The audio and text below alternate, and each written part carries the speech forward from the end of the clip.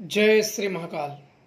आज मैं अपना एक अनुभव बताऊंगा जो कि शमशान का अनुभव है। जब एक शक्तिशाली पिशाच जागा था और मेरा अहित करने के लिए, और इसीलिए आप लोगों को मैं बार बार एक सजेशन या चेतावनी या जो समझना हो आप लोग समझ सकते हो कि जब भी कोई साधना करे तो बिल्कुल आप लोग सुरक्षा की जिम्मेदारी आप स्वयं लें। क्योंकि आप एक साधनाओं में आप असफल हो जाते हो, दूसरी में असफल हो जाते हो, तीसरी में अगर असफल हो जाते हो तो आप ये मान मान बैठते हो कि तंत्र मंत्र की चीज़ें ऐसी नहीं होती हैं या इनमें ऐसी कोई सत्यता नहीं है। पर जब इनसे सामना होता है तो समस्या तब आती है और तब अपने प्राण से हाथ धो बैठोगे, अपनी प्राण की आहुति दे ही बैठोगे। इसमें कोई भी दो राय नहीं है। लोग बोलते हैं ना, मैं मर जाऊंगा, कुछ हो जाऊंगा, पर करूंगा।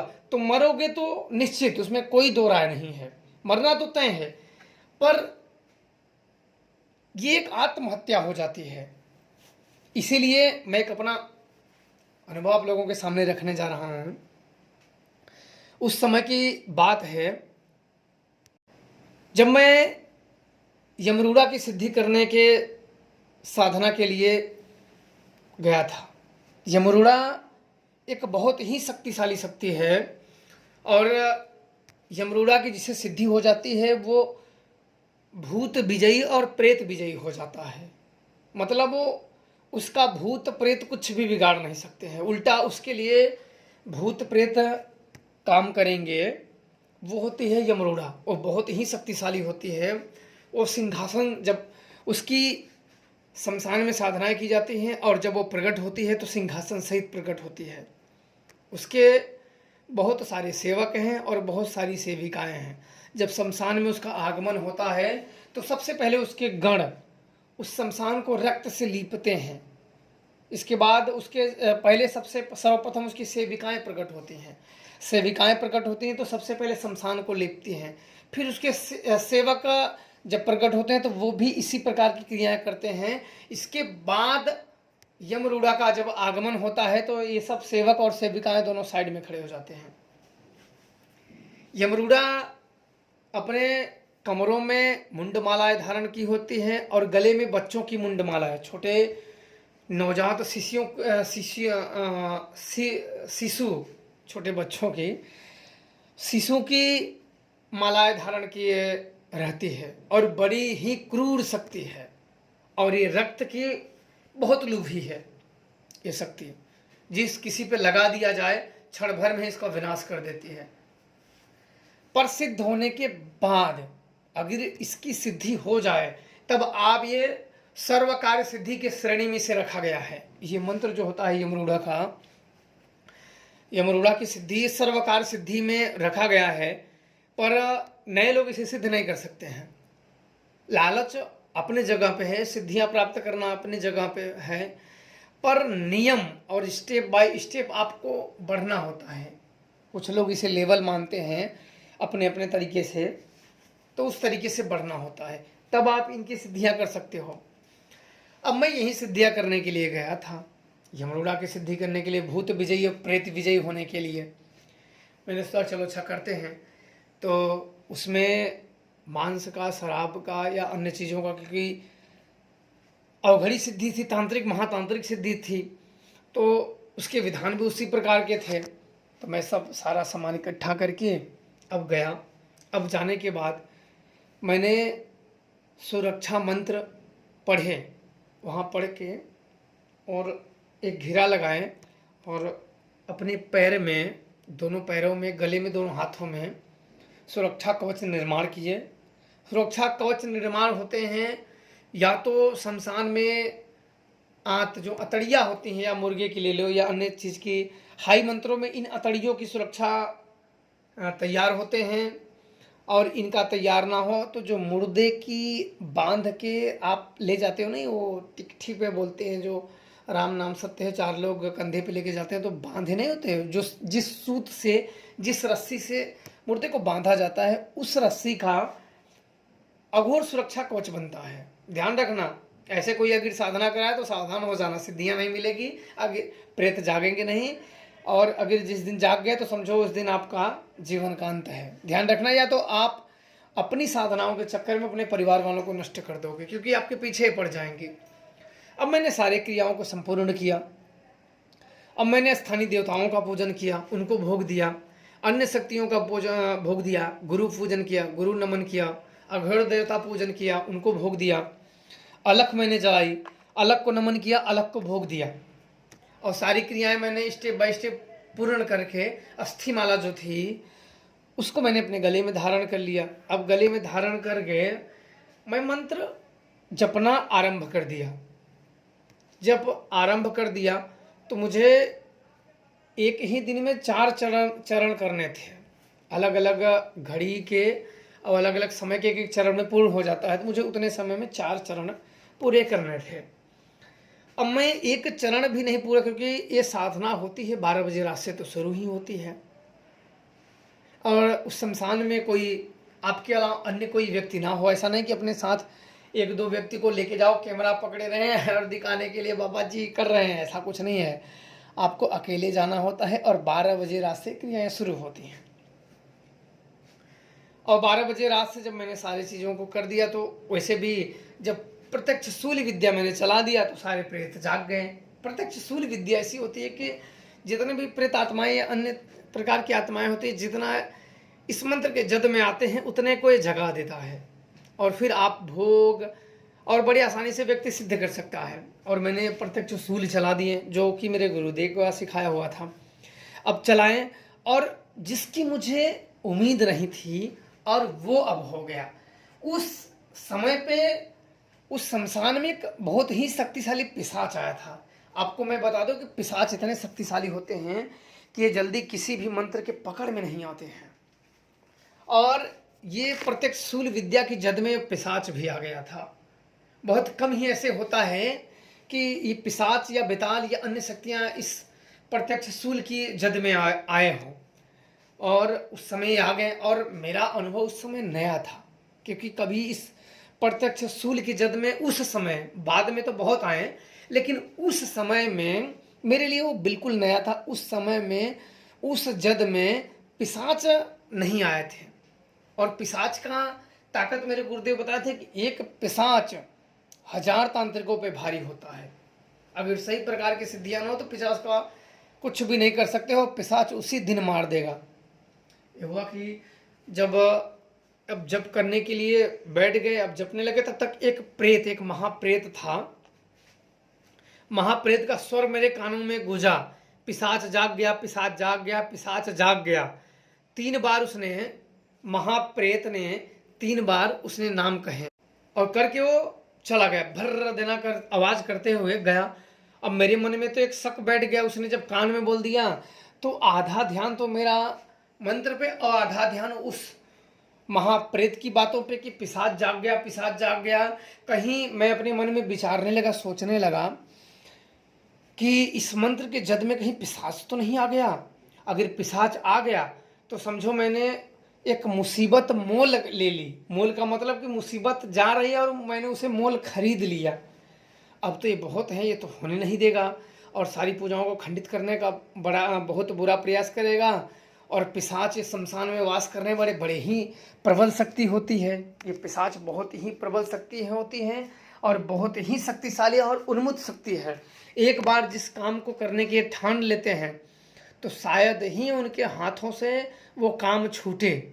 शायद आप समझ सकते हो, अगर एक बार यह पिशाच लोग किसी काम को अंजाम देने के लिए ठान ले तो शायद ही ऐसा ब्रह्मा की लेखनी हो कि वो ना कर पाए जो ये चाहें। इतनी ये शक्तिशाली और प्रबल शक्ति होती है, उन्मुक्त शक्ति होती है। अगर वो काम ना कर पाए, किसी कारणवश से अगर रोकना चाहे, जो रोकेगा वो समझो अपनी प्राण सबसे पहले गंवाएगा। पिशाचों में एक बात होती है, जैसे कोई किसी के ऊपर अगर लग जाते हैं, कसर छोड़ देते हैं, तो कोई हो, ओझा हो, सोखा हो, जानकार हो, तांत्रिक हो, गुनिया हो, भरहा हो या कोई हो, अगर रोकने का प्रयास करेगा तो सबसे पहले वही अपने प्राण की आहुति देगा। क्योंकि ये पिशाच अपने कामों में जो बाधक बनेगा उसी की प्राण को पहले मारते हैं। और बड़ी विकट स्थिति उत्पन्न हो गई थी। और जब जागा ना तो बहुत जोर से उसने ठहाका मारा और अट्ठाक्स किया। मेरे जैसे ना कि कर्ण भेदी उसके अट्ठाक्स थे। मेरा तो पूरा जैसे कि बदन रोम रोम कांप गया हो, इतने भयानक उसके।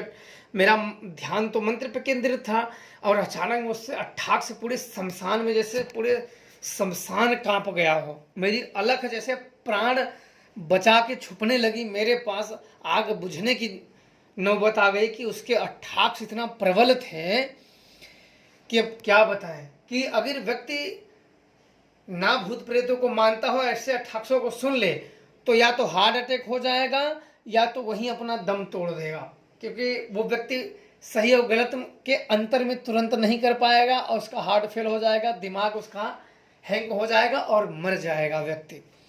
अब अचानक मुझे अब अट्ठाक्ष किए तो बहुत ही जैसे यम का अट्ठाक्ष हो, इतना डरावना अट्ठाक्ष था उसका। हंसा बहुत जबरदस्त, कर्ण भेदी। फिर मेरा ध्यान टूट गया, मेरा ध्यान उतना जबर उसने कर्ण भेदी बल अट्ठाक्ष किए कि मेरा ध्यान तक टूट गया, मंत्रों से ध्यान टूट गया, और मेरा ध्यान उसके अट्ठाक्ष पे चला गया, हंसने पे चला गया। अब चला गया तो फिर और 3 बार उसने हंसा, और उसने बोला कि अब तू यहाँ से जा नहीं सकता। इसने उसने साफ शब्दों में बोला, मेरी नेत्र बंद से, मैं उसे देखा नहीं। और जब उसने कहा कि अब यहाँ से तू जा नहीं सकता है जिंदा, अब तू मेरा भोजन बनेगा। तेरे जैसे अवघड़ों का रक्त बड़ा गर्म होता है और बड़ा मीठा होता है। उसने ऐसे कहा कि तेरे जैसे अवघड़ों का, तेरे जैसे नए नए अवघड़ों का रक्त बड़ा मीठा होता है, और तुझे मारने में मुझे बड़ा मजा आएगा, क्योंकि अभी तक मेल का मिले नहीं है। अभी तक तो मैंने जिसको चाहा उसको मारा, सब ऐसे हुए कि मेरे अट्ठाक से दुम दबा के भागे, और वो ऐसे ही मेरे भोजन बन गए, ग्रास बन गए। इसका मतलब वो जिस शक्ति को सिद्ध कर, डरपोक लोग जब बैठते हैं तो जो शक्तियां प्रकट होती हैं तो उनको तो पता बने कि ये शक्ति को सिद्ध कर रहा हूँ, वो शक्ति जिस शक्ति को सिद्ध करा वही है कि दूसरी है, उसके सामने घुटने टेक देते हैं, और वो बड़ी आसानी से आपको मार देगी। इसलिए मैं बोलता हूँ कि शमशानों में फालतू लोगों के साथ साधनाएं मत करो। धन से जाओगे और धर्म से जाओगे और प्राण से भी जाओगे, इतना ध्यान रखना।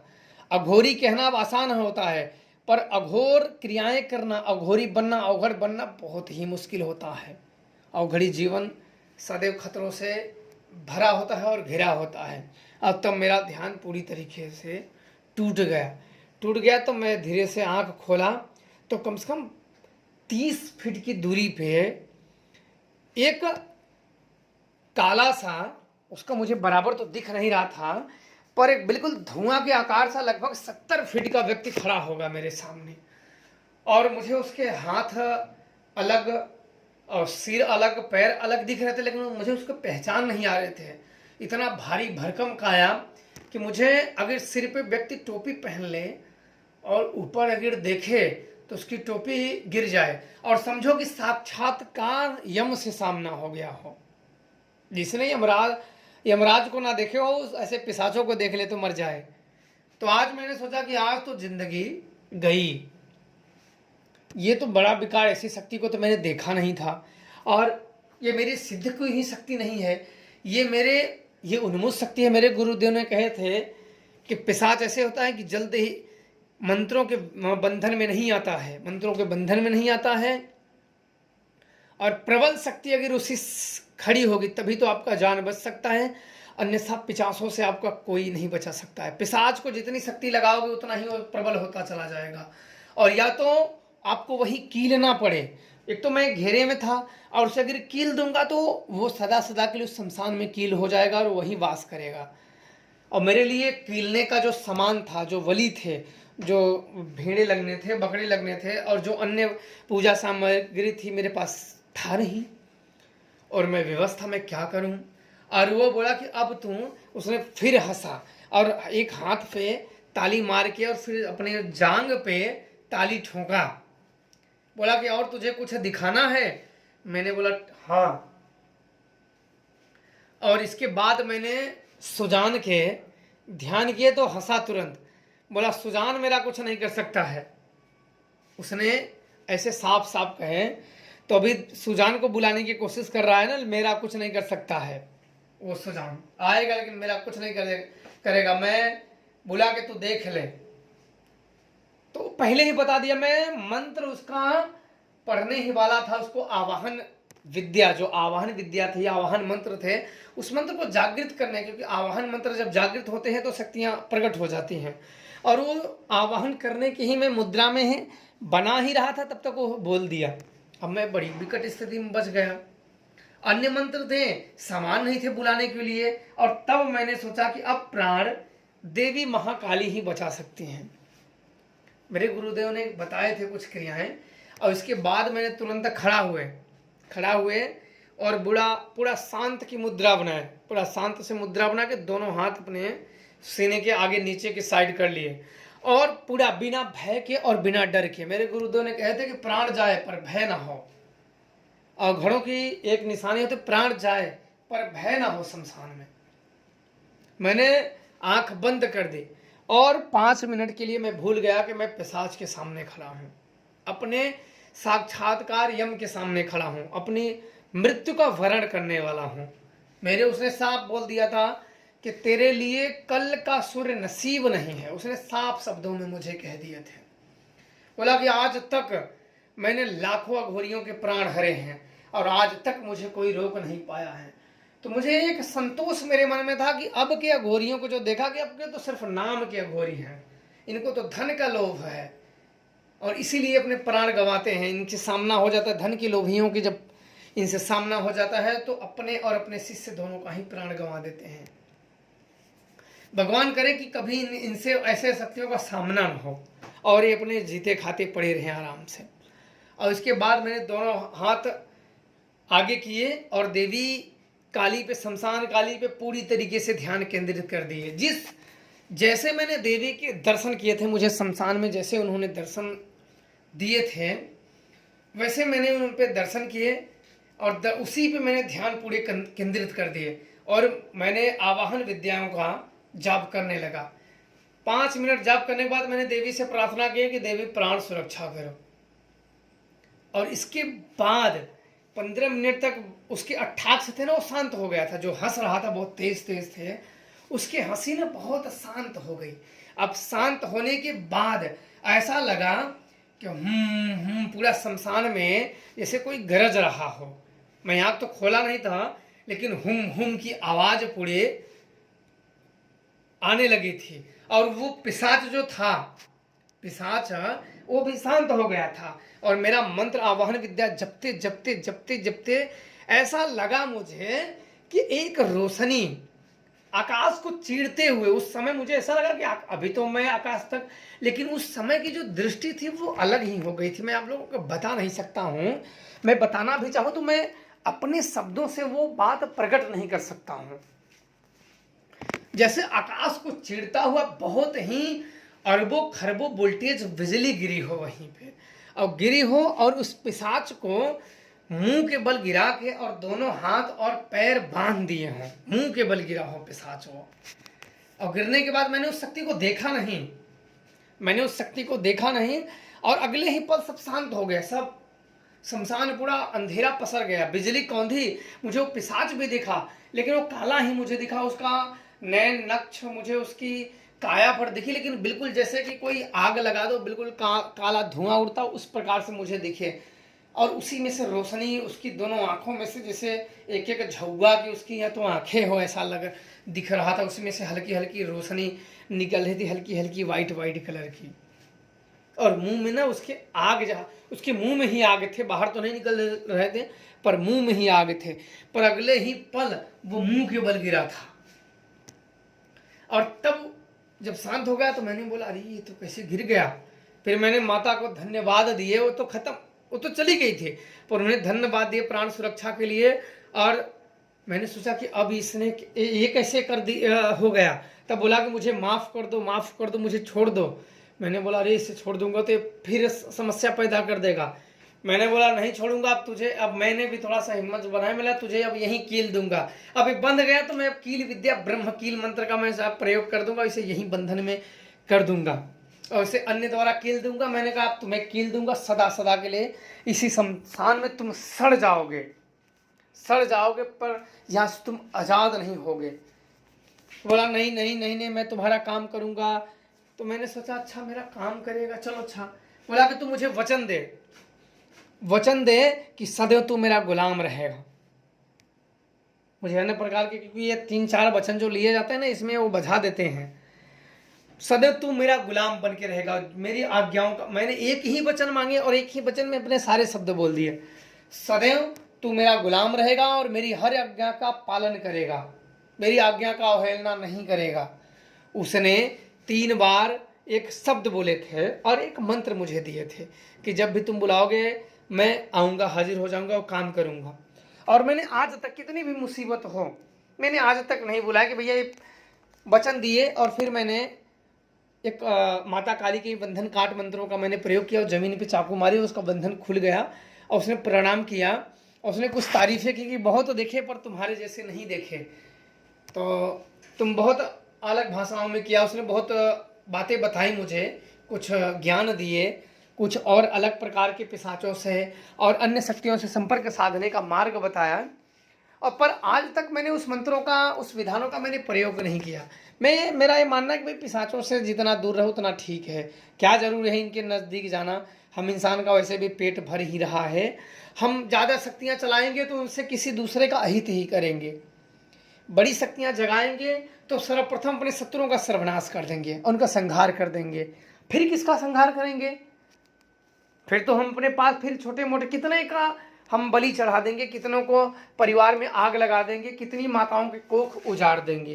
तो मैंने उसे जगाना और अपना काम लेना मैंने उचित नहीं समझा, इसलिए उसे अभी भी वो वचनबद्ध है और अभी भी वो है उसी जगह पे। कभी कभी उसका आभास हो जाता है पर मैं काम लेने के फिराक में उससे नहीं रहता हूँ।